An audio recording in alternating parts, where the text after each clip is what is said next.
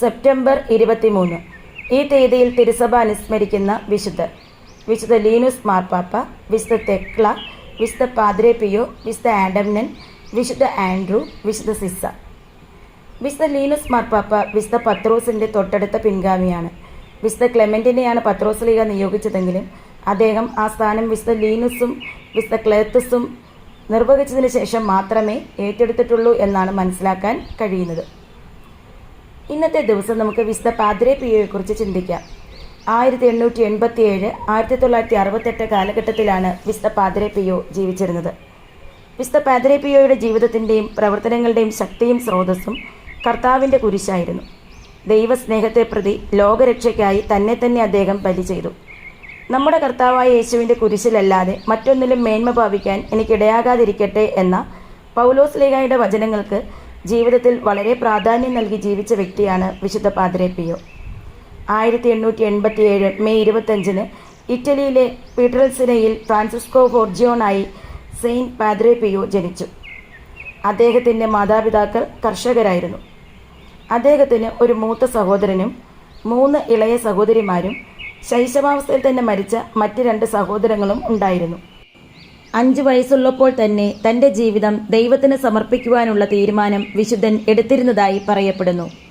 12-ാം വയസ്സിൽ പ്രഥമ ദിവ്യകാരുണ്യ സ്വീകരണവും സൈരലേപനവും സ്വീകരിച്ചു.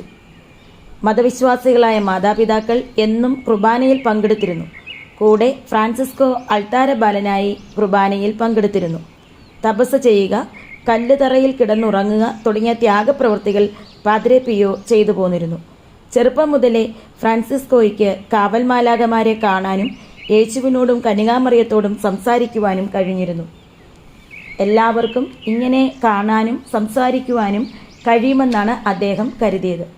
കുട്ടിക്കാലത്ത് അവൻ രോഗിയായിരുന്നു. 6-ാം വയസ്സിൽ ഗ്യാസ്ട്രോ എൻട്രൈറ്റിസ് എന്ന അസുഖം പിടിപെട്ടു. 10-ാം വയസ്സിൽ അദ്ദേഹത്തിന് ടൈഫോയിഡ് പനി പിടിപെട്ടു. സന്യാസിയാകണമെന്ന് അദ്ദേഹം മാതാപിതാക്കളോട് പറഞ്ഞപ്പോൾ അടുത്തുള്ള സന്യാസ സമൂഹത്തിൽ കൊണ്ടുപോയെങ്കിലും കൂടുതൽ വിദ്യാഭ്യാസം ആവശ്യമാണെന്ന് അവർ അഭിപ്രായപ്പെട്ടു. അങ്ങനെ മാതാപിതാക്കൾ ഒരു സ്വകാര്യ അധ്യാപകനെ നിയമിച്ചു. അതിനുള്ള പണത്തിനായി ഫ്രാൻസിസ്കോയുടെ പിതാവ് ജോലി തേടി അമേരിക്കയിലേക്ക് പോയി. പണം വീട്ടിലേക്ക് അയച്ചു. 1903 ജനുവരി 6 തൻ്റെ 15-ാം വയസ്സിൽ അദ്ദേഹം മോർക്കോണിലെ കപ്പൂച്ചിയൻ സന്യാസ സഭയിൽ ചേർന്നു. 1907 ജനുവരി 27 നിത്യവ്രത വാഗ്ദാനവും നടത്തി. 1910 ഓഗസ്റ്റ് 10 അദ്ദേഹത്തിൻ്റെ പൗരോഹിത്യ സ്വീകരണം നടന്നത്. പയസ് 1-ാമൻ മാർപ്പാപ്പയുടെ ബഹുമാനാർത്ഥം അദ്ദേഹം പിയോ എന്ന പേര് സ്വീകരിച്ചു. മോശം ആരോഗ്യം കാരണം വീട്ടിൽ തന്നെ തുടരാൻ അനുവാദവും ലഭിച്ചു. 1915 1-ാം ലോകമഹായുദ്ധം ലോകത്തെ ബാധിച്ചപ്പോൾ പാദ്രെ പിയോയെ സൈനിക സേവനത്തിനായി വിളിപ്പിച്ചു. എന്നാൽ ആരോഗ്യം തീരെ മോശമായതിനാൽ 1916 മാർച്ചിൽ അദ്ദേഹത്തെ അവിടുന്ന് പുറത്താക്കി. 1918 സെപ്റ്റംബർ 20 നമ്മുടെ കർത്താവിൻ്റെ 5 മുറിവുകൾ അദ്ദേഹത്തിൻ്റെ ശരീരത്തിൽ പ്രത്യക്ഷപ്പെട്ടു. കത്തോലിക്ക സഭയിൽ ചരിത്രത്തിൽ ആദ്യത്തെ സ്റ്റിഗ്മാറ്റ വന്ന പുരോഹിതനായി അദ്ദേഹം മാറി. 1940 ജനുവരി 9 സെയിൻറ്റ് പിയോ കഷ്ടപ്പാടുകളുടെ ആശ്വാസത്തിലുള്ളൊരു വീട് വികസിപ്പിക്കാനുള്ള തൻ്റെ മഹത്തായ പദ്ധതികൾ പ്രഖ്യാപിച്ചു. 1956 മെയ് 5 300 കിടക്കകളുള്ള സൗകര്യവുമായി കാസ അഥവാ ആശ്വാസത്തിനുള്ള വീടിൻ്റെ വാതിൽ തുറന്നു. ദൈവത്താൽ പ്രചോദിപ്പിക്കപ്പെട്ട ഒരു പ്രവൃത്തിയായിട്ടാണ് പാദ്രെ പിയോ ഈ ഉദ്യമത്തെ മനസ്സിലാക്കിയത്. അദ്ദേഹത്തിൻ്റെ കുർബാനകൾ അസാധാരണമായ ഭക്തിയും ദൈർഘ്യമേറിയതുമായിരുന്നു. പ്രാർത്ഥിക്കുക, പ്രത്യാശിക്കുക, വിഷമിക്കേണ്ട എന്നതായിരുന്നു അദ്ദേഹത്തിൻ്റെ ഏറ്റവും പ്രശസ്തമായ ഉപദേശം. 50 വർഷത്തോളം സ്റ്റിഗ്മാറ്റ മൂലമുണ്ടായ മുറിവുകൾ അദ്ദേഹം വഹിച്ചു. 1 കപ്പ് രക്തം വരെ മുറിവിൽ നിന്നൊഴുകിയിരുന്നു. ഒരു സ്വർഗീയ സൗരഭ്യവും അപ്പോൾ അനുഭവപ്പെട്ടിരുന്നു. ക്രിസ്തുവിൻ്റെ കുരിശ് ചുമന്ന തോളിൽ തന്നെ അതിനെ അനുസ്മരിപ്പിക്കും വിധം പാദ്രെ പിയോയുടെ തോളിലും ഒരു മുറിവുണ്ടായിരുന്നു. ഇതിനൊന്നും ശാസ്ത്രീയമായൊരു തെളിവ് കണ്ടെത്താൻ കഴിഞ്ഞിട്ടില്ല. ദൈവസ്നേഹത്താലും പരസ്നേഹത്താലും നിറഞ്ഞ പാദ്രെ പിയോ മനുഷ്യരുടെ രക്ഷയ്ക്കായി അക്ഷീണം പരിശ്രമിച്ചു. അദ്ദേഹത്തിൻ്റെ എല്ലാ അപ്പസ്തോലിക പ്രവർത്തനങ്ങളുടെയും ശക്തി സ്രോതസ് ആഘോഷമായ വിശുദ്ധ ബലിയർപ്പണമായിരുന്നു.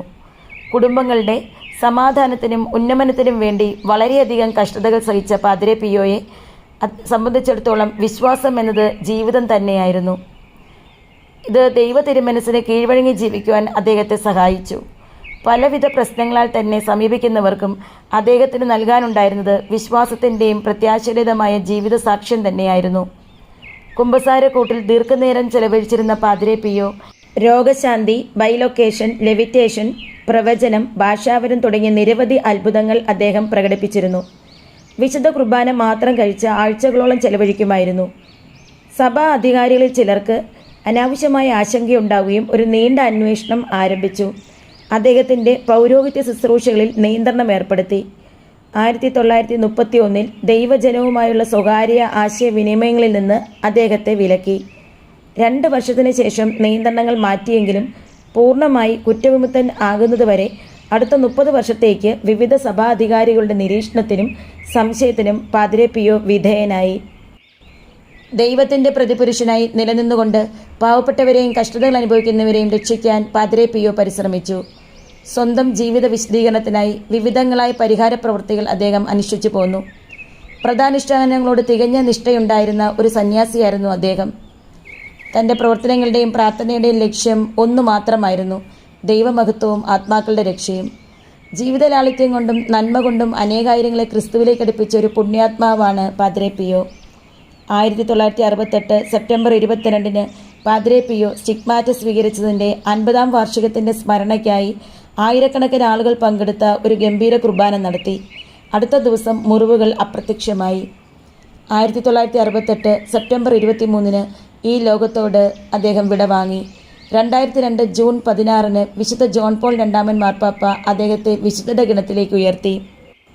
കൗമാരക്കാരുടെയും സിവിൽ ഡിഫൻസ് വോളണ്ടിയർമാരുടെയും സ്ട്രെസ് റിലീഫിനും ആത്മീയ രോഗശാന്തി ലഭിക്കുന്നതിൻ്റെയുമെല്ലാം രക്ഷാധികാരിയായിട്ടാണ് സെയിൻറ്റ് പാദ്രെ പിയോയെ തിരുസഭ അംഗീകരിച്ചിരിക്കുന്നത്.